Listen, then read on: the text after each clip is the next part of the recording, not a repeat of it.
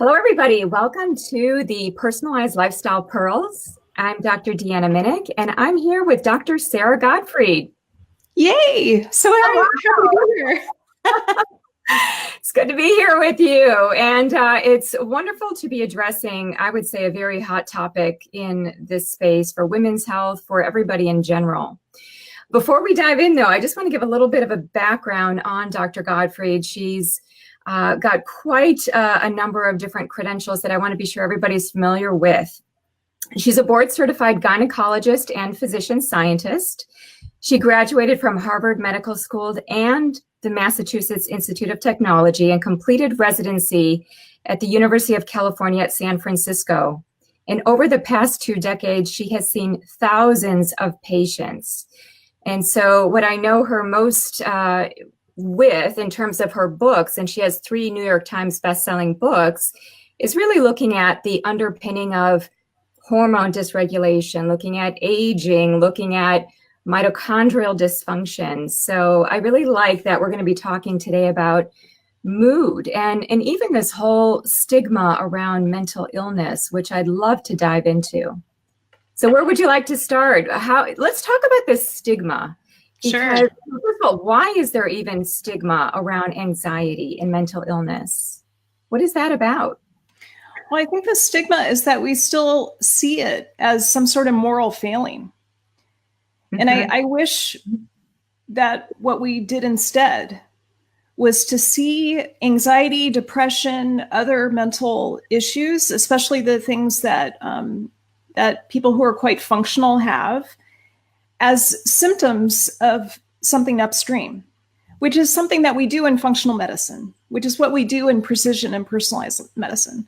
But I think we're really shifting in terms of our conception of mental health, especially when it comes to anxiety and depression, because, I would say maybe the last 20 years, and Deanna, you should, chime in here with your experience, but I would say for the last 20 years, and certainly when I went through medical school, I just had my 25-year anniversary. Oh, so, congratulations.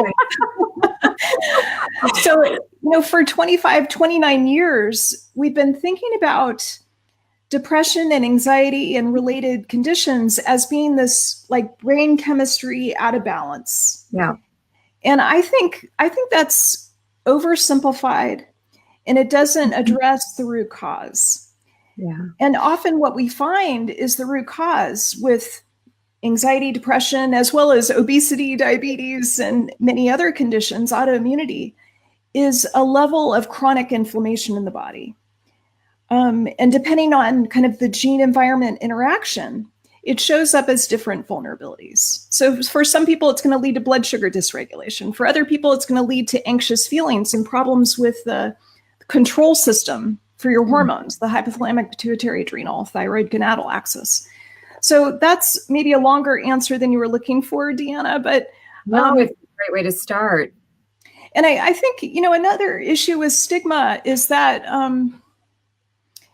whenever I think of stigma, I think of shame. Mm-hmm. Mm-hmm. And I think of that way that, it's in some ways it's sort of part of the human condition, especially the untrained human condition, mm-hmm. to take something like rumination or a feeling of overwhelm or, some other synonym for an anxious feeling, and to turn that into, I'm not good enough. I need to buck up. I need to be able to face what's on my plate better than I am right now. Mm-hmm. I'm failing. I'm not kind of meeting expectations. And what I would prefer in that moment, that instead we say, isn't this interesting? I'm having this symptom of anxiety. What could it be pointing towards in terms of root cause? Which totally shifts it from a place of stigma and shame to, let's talk about the biology. I mean, yes, you more than anyone knows that there are other elements. There's the spiritual, there's the emotional, there's all these other pieces that are important. But I just want to shift that first conception from stigma and shame to, let's look at the biological underpinnings. So how does that land with you? it's such a great doorway into a very complicated topic, right? Because one of the things that you said about root causes, and I like what you said about chronic inflammation. I remember Jeff Bland saying years ago, talking about brain on fire. Why don't we think that the brain is an organ that can be inflamed and exhibit differences in neurotransmitters and mood and behavior? You know, it's highly plausible now that we know that we've got cytokines circulating and that the brain has responsivity to these cytokines. We know that that's actually a fact. I'd love for you to comment on one of the things that I hear about in functional medicine over and over again, this idea that it all starts in the gut. And there's a part of me that feels like, yes, I'm all on board with that anxiety, depression, mood, memory, cognition, yes, we need that very good, strong foundation earthed in the gut. But I also feel this resistance, like it's not only about the gut. You know, I think we kind of get stuck on that shiny object syndrome. And now it's like, it's all about the gut, anxiety in the gut, mood in the gut. So that's what I love, that you did talk about inflammation. We're not just rallying around one thing, one organ, and saying it's all about that. It's not the brain, it's now the gut. So I don't know if you'd like to wax on that a little bit. I just have some strong views about it, as you can tell. Well, I love that you have strong views on this. And I also just want to say hi to the folks that I see on the dashboard here. So hello, everyone. Let us know where you're from. I want to hear your questions, and we want to interact with you. So let's get to such a great frame, Deanna, which is, I feel like it's sort of part of this either or mentality that we have about most biological problems, which we know are so complex, and the solution is often pleiotropic, meaning that, there's multifactorial reasons why we got into this mess with anxiety, and there's many ways that we need to solve it. So I agree with Jeff Bland in this brain on fire. And you're right, there's kind of this, I would say the gut-brain axis is kind of one of the new buzzwords. We've been using it for a few years. And it's funny because as my particular portal, the way that I talk to my tribe and to practitioners is often through the lens of hormones. And the gut is incredibly important when it comes to hormonal balance, but it's not the first thing I think of. In some ways, I think of the HPA first. I think about, the way that you kind of view the environment and the way that gets filtered through your limbic system and your amygdala. How big is your amygdala? Is it hot? Is it perceiving danger when maybe the danger is actually quite small? So I come from a place of not going straight to the gut, but I know that the gut is an important part of the story. So I think with everything, I think the answer is both and. Meaning that whether it's anxiety or depression or obesity or autoimmunity that we're talking about, we certainly need to consider the gut. I think of it as, one of 5 to 10 other systems that we also need to be considering. So yes, I think the gut is important, and I think it's important to look at these other factors. Yeah, I couldn't agree with you more. One of the things that you have mentioned as well is looking at women. We're looking at women through our life cycle and where we go with mood and anxiety. And as you're saying, the pleiotropic effects, right? That we can have so many things entering in at any given moment throughout our life cycle. Yes. And you have a great blog on the Metagenics Institute blog page talking about this, about women, their life cycle, the lifespan. Do you think that women are more vulnerable to anxiety and mood disorders overall? Oh, absolutely. I could say that yes, an emphatic yes, being a woman. I just know that I feel more sensitive, and I don't know if it's just me or, if I'm different from other women, but what is it about women that makes us unique with our moods? Yeah. Well, I would say, this is one of our greatest strengths as women. I want to be really careful not to frame this as a vulnerability. Oh yes, anxiety and depression occur, at much higher rates in females than they do in males. But, and I think it might be helpful to tease out Why are there sex or biological differences? Why are there gender differences?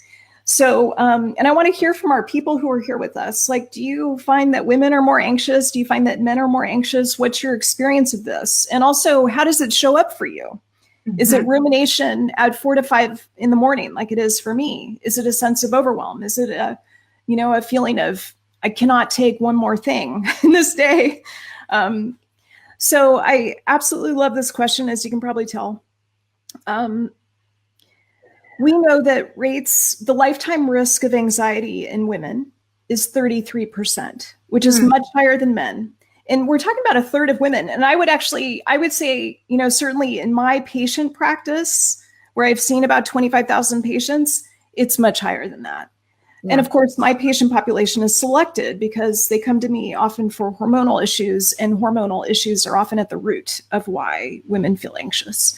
So we know, just in terms of epidemiology, that the prevalence, the incidence is higher in women compared to men. But men suffer too. They suffer differently. And I don't want to leave the guys out, although I don't know if there are any at all who are joining us today. But hello to the guys who are with us. I think we do have a couple. Yeah. We know, for instance, that there was just the 2018 APA annual survey where they look at stress in America, the American Psychological Association. And they found that 40% of Americans are reporting increased anxiety. 40% of Americans are reporting increased anxiety. So this is huge. And for men, it shows up differently. They tend to have more physical symptoms. So they come in with backache. Yeah. Or they come in, with a headache, when actually anxiety is kind of their main issue. And for women, I think, I would say their conversation with what's happening inside their bodies is different. But let's just go to the sex or biological differences as well as the gender differences. We know when you look at men versus women have a difference in their brain structure and function. Mm-hmm. We have a difference in terms of the stress response system, the hypothalamic, pituitary, adrenal, thyroid, gonadal axis. And in fact, for women, I think ours is more sensitive, meaning that it's more vulnerable to dysregulation. Mm-hmm. And the demands are higher, right? Like, so for women before menopause, estrogen, progesterone, testosterone is changing on a daily basis. Yeah. Men are so much simpler. Like they make testosterone and then, it starts to gradually decline. Women are like this every day with their hormones. So big differences in terms of HPA axis, as well as then sex hormone production. Mm-hmm. And then there's these gender differences too. And I'm not an expert at this. I mean, I took women's studies in college, which happened to be my favorite class. But, we certainly know that women have less pay for equal work. Mm-hmm. We experience gender bias every day. Yeah. Whether you're attuned to it or not. And that alone can cause anxiety. That alone can cause symptoms of depression. We also, we're genetically programmed to tend and befriend. And so that can sometimes get us into trouble. If you tend and befriend other benevolent women, you're more likely, we talked about this on the stage, I think about a year ago, Deanna. When you tend and befriend other benevolent women, women who lift others up, mm-hmm. That's a very, that's such a beneficial situation.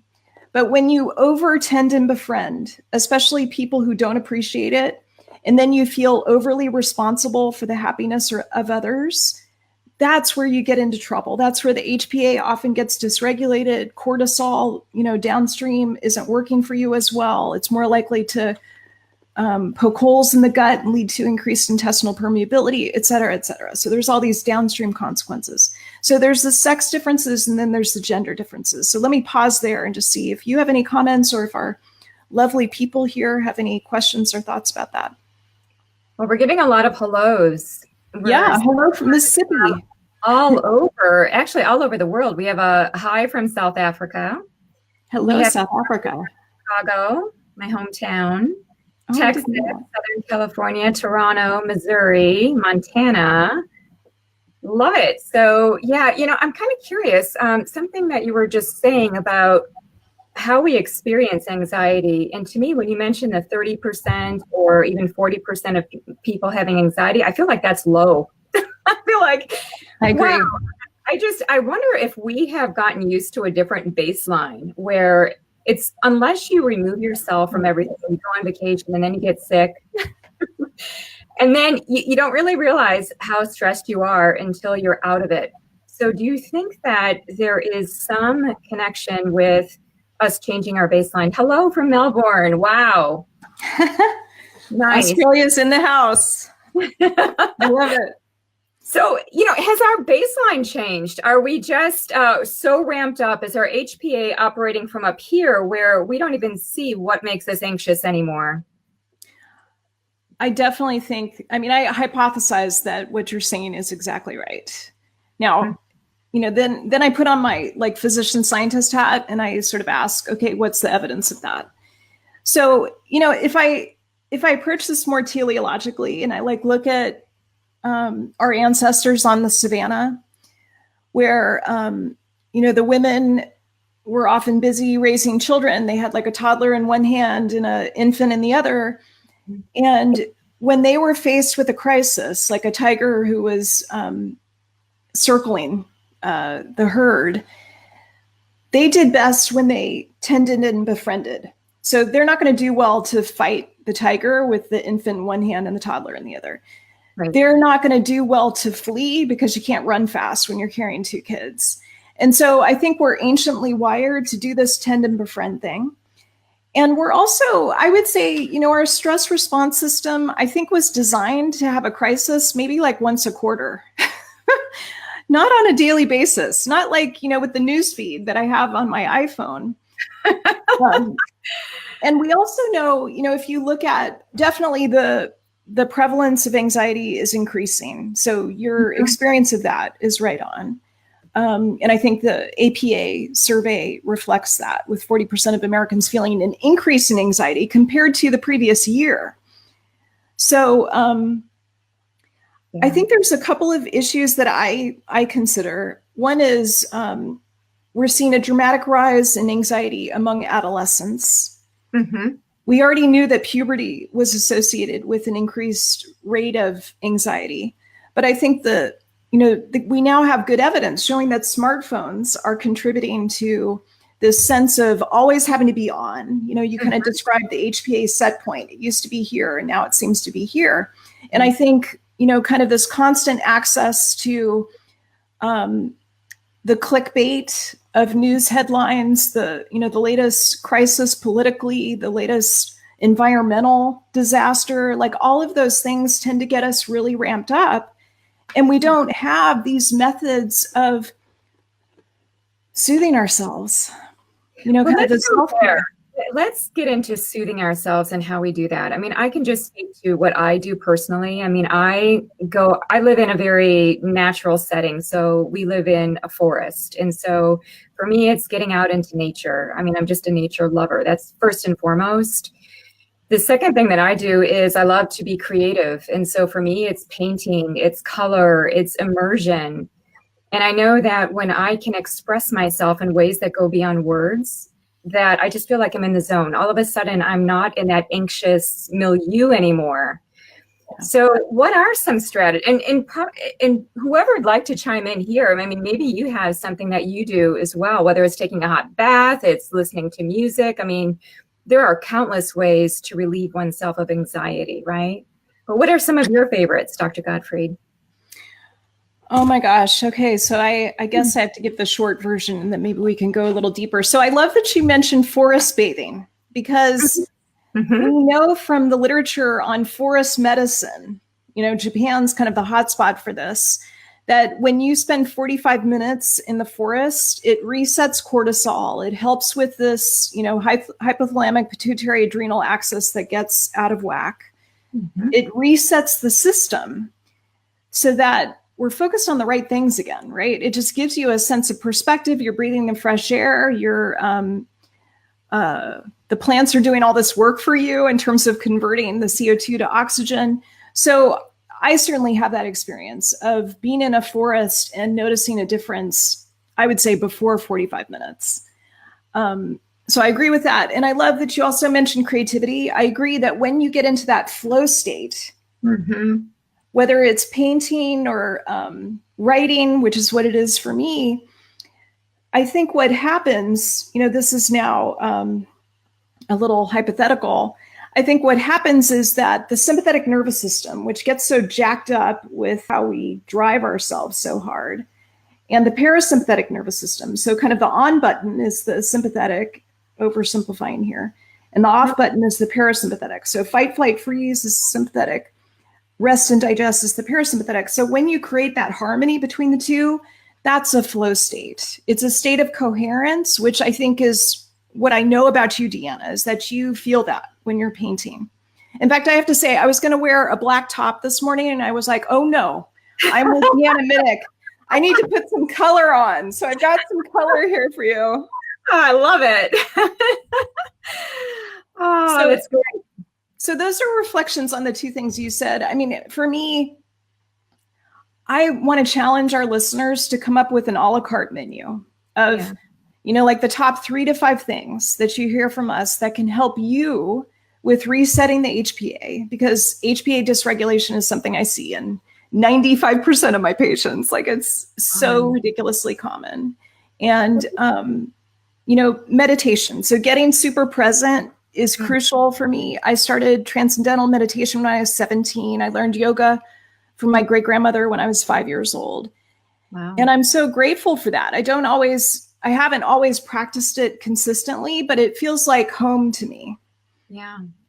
And so, this morning I've got this book tour. I've got this book, Brain Body Diet, that's coming out. And so I've got kind of an aggro day. And so I know that I need to have that a la carte menu of my action items. So I only did a 10-minute meditation this morning, a guided meditation, because that helps me when I'm especially revved up. The same smartphone that I was just complaining about can also be your axis of, access to benevolence. So I used the Peloton app this morning to do a 10-minute meditation. I also like Calm. I like Dan Harris has a great app, 10% Happier, that I love. I use a device called the Wellbe. I don't have it on right now, to measure my my heart rate variability. What I find is what you measure improves. So I like to measure these things that I know get out of whack when my HPA is pushed more. So I measure my HRV every morning. And so the Wellbe, what I like about the Wellbe, which you can get on Amazon, is, and I have no financial ties to these things that we're talking about. The Wellbe gives you a score from 0 to 100 on how stressed you are. And so my score this morning was 40%, which is actually pretty good during a book launch. So I can live with that.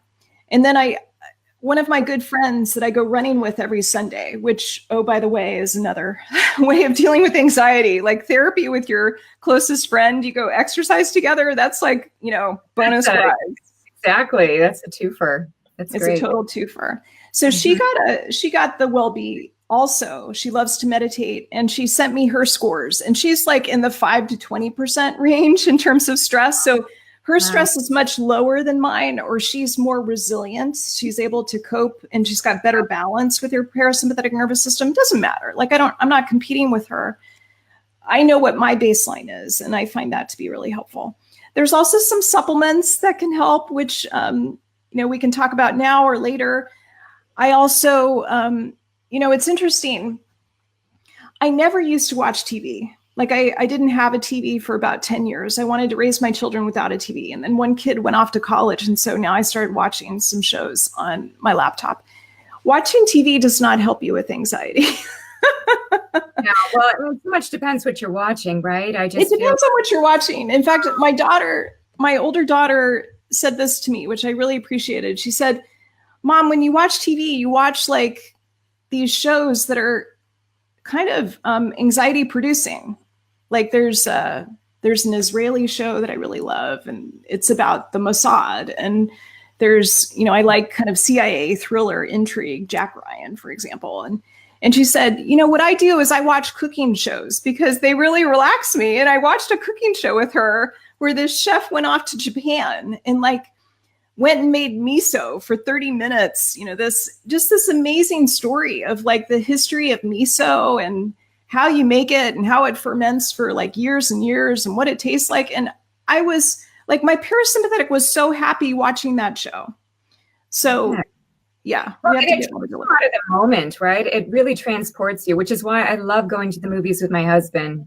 I like to have that dedicated date night because a 2-hour movie, when I'm really immersed, it can affect me for days. Like I recently saw Mary, Queen of Scots.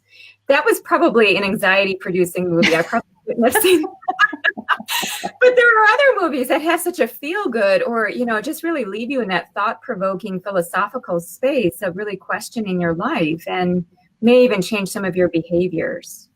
So I wanted to comment too that we've had a number of people chime in here as to what they do. Yeah. Running. I see. Running, positive self-talk, guided meditation from Carla. Christy says that she loves forest bathing. Living in the woods is my medicine. And Ashley is asking, how would you help yourself when going into an anxiety-inducing stressful event or situation? She says, I tend to crash and feel so exhausted afterward with skin rash leading up to it. Yeah. What about breath work? Do you do any of that? I mean, I've lately been getting so into Wim Hof's breathing method and technique, which is really... Do you want to give a quick primer on that? I think breath work is totally the way to go. I would say any way that you can activate your parasympathetic nervous system, whether it's having an orgasm or doing yoga or breath work, anything that kind of gets you present and activates the parasympathetic nervous system before, during, and after a stressful situation, that's the way to go. But please tell us about this breathing exercise. Well, I'm no expert in the Wim Hof technique by any means, but I did do it this morning and I've been doing it consistently for the past month or so. And so it's a series of 25 to 30 really deep breaths. So deep inhales and a letting go kind of exhale. So it's not as deep of an exhale as it is a deep inhale. So you do this for about 3 rounds. And then in between each round, you have a period where you hold your breath.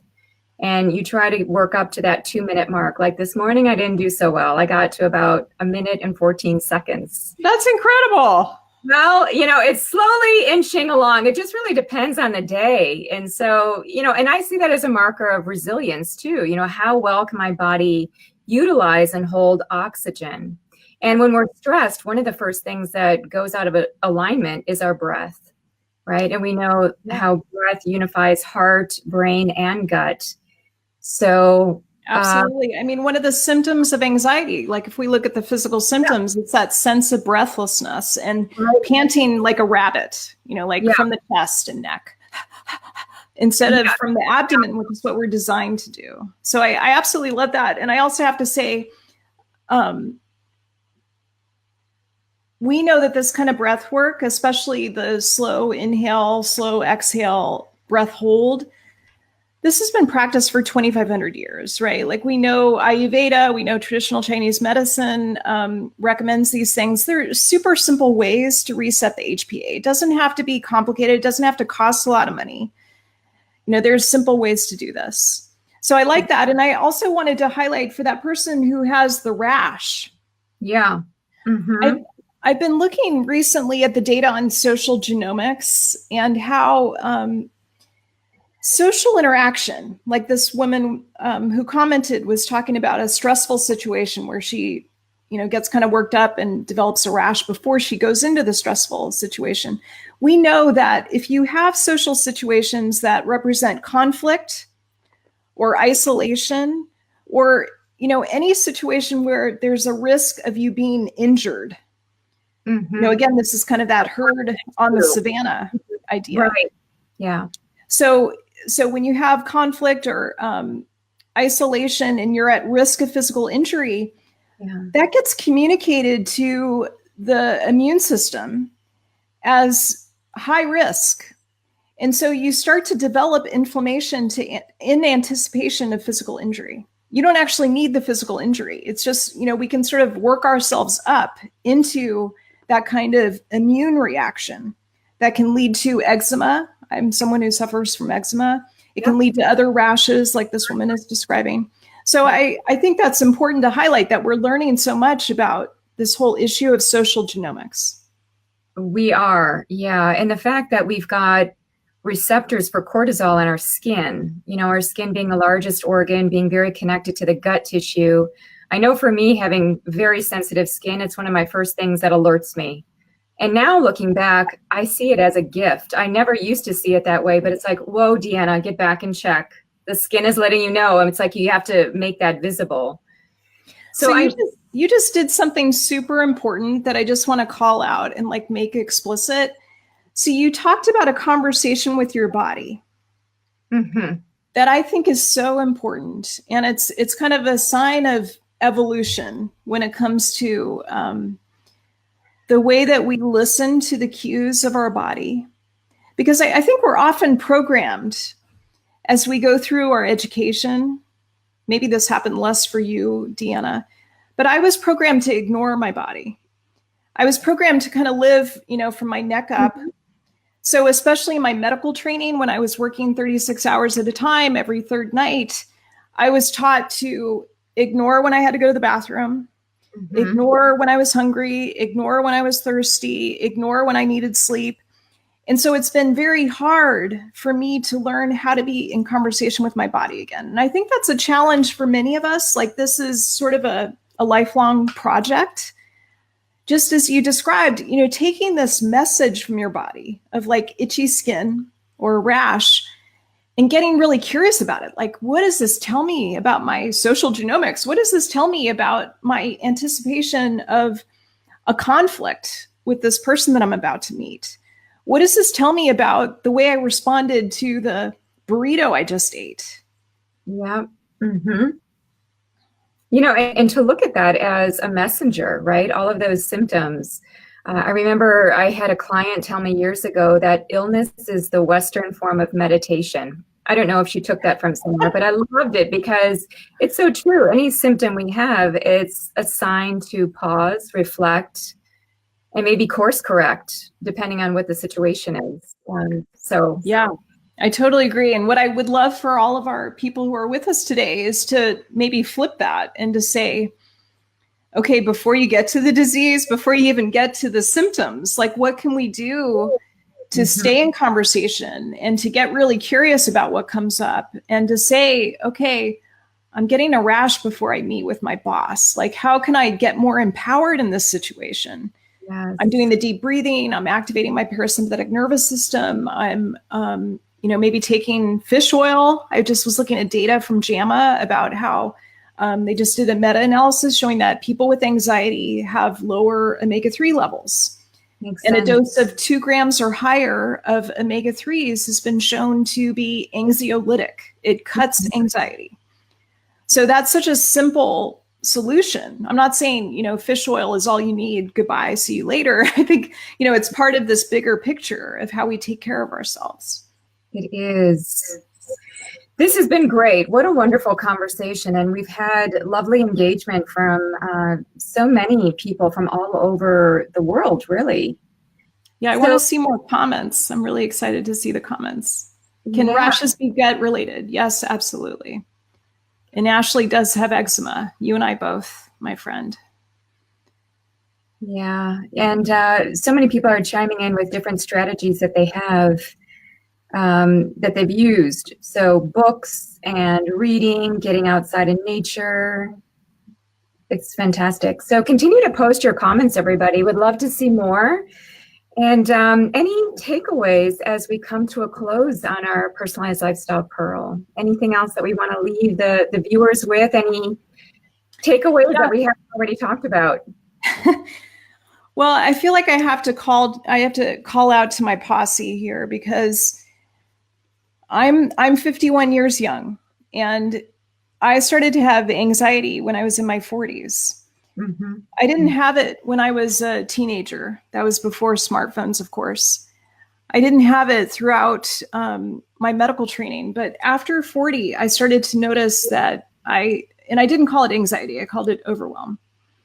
And so I want to talk about that for a moment because I feel like a lot of women in their 40s start to feel more anxious. Maybe their sleep gets disrupted, or maybe they just don't feel as resourceful. They don't feel as resilient when they're coming up against the usual stressors that they used to be able to cope with. And I just want to speak to the biology again, bring it away from that shame and stigma and focus on the biology, because we know now that there's probably at least 4 estrogen receptors, maybe more. The 2 that are the best characterized are ER alpha, estrogen receptor alpha, and ER beta. We know that ER alpha is anxiogenic. So it's the receptor for estrogen that makes you feel anxious. Mm-hmm. And ideally, it's in balance with ER beta, which is anxiolytic. So it cuts anxiety. And what happens, I think, for a lot of women in their 40s, as estrogen levels start to wildly fluctuate in the first half of perimenopause, and then they decline in the second half of perimenopause, is that they really feel that imbalance between ER alpha activity and ER beta activity. And there's things that can help with that. Like one of the things I take is Siberian rhubarb. It helps a lot with activating ER beta, which is anxiolytic. So I just wanted to speak to, we started at the beginning with estrogen as the master regulator. It's one of the reasons why girls and women feel more anxious when they go through puberty. They feel more anxious when they're trying to get pregnant, when they're pregnant and postpartum, and then, of course, in perimenopause and menopause. And I think a lot of it has to do with the biology of the estrogen receptor, which we're, still kind of sussing out. So I just think it's important to keep coming back to the biology, along with this a la carte menu of all the things that you can do to soothe yourself. I think, especially with 40% of Americans feeling more anxious than even a year ago, it's on us to develop this a la carte menu, this list of things that helps us. Absolutely. Well said. And I would even recommend maybe we need to change the term anxiety into something that you were saying very early on, which is how do we maximize our vulnerability? Our vulnerability is really our sensitivity, which can be our strength. And so this word anxiety, it kind of has like this feel to it, similar to mental illness or depression. And I feel like if we had different words that would substitute for these words which have a supercharge in such a way that makes them affirmative and life promoting. And it's like, well, wow, this is curious. Back to your word curiosity. I think that when we operate from that place, we lower that HPA benchmark, we bring it down, and we become a little bit more exploratory and creative in the situation. I totally love that. I mean, I know from the years that I've gotten to hang out with you, Deanna, that you're a wordsmith, that language is super important to you. And I love this idea of kind of, why do we have to accept the branding that's gone with anxiety? Like, why can't we come up with another term that kind of fits what we're feeling better? Yeah. And, I love that Brene Brown has kind of rebranded the term vulnerability. So maybe you and I should use that as a synonym for anxiety going forward. How's that? I would prefer it, actually. And then we'll work on some other terms too. Okay. We've got a project here. We'll deal with depression next. This has been great. What a great conversation, everybody. Please chime in on the thread if you like this. If there's anything more that you want us to talk about, we'll keep posting on the thread after this session, and we'll get back to you on any kind of research or questions about, I'm seeing some questions about some nutrients, so we can circle back to those as well. Awesome. Thank you again. This has been great. Always fun to talk with you. I feel like we're so on the same page. It feels like, again, that tend and befriend, and, we're part of that same community. And so, and also advocates for women's health. Absolutely. So thanks, Dr. Gottfried. Again, a joy to be with you here. And I look forward to next month's Personalized Lifestyle Pearl. Thanks so much. Awesome. The pleasure's mine. Thanks, Deanna. Thanks, everybody.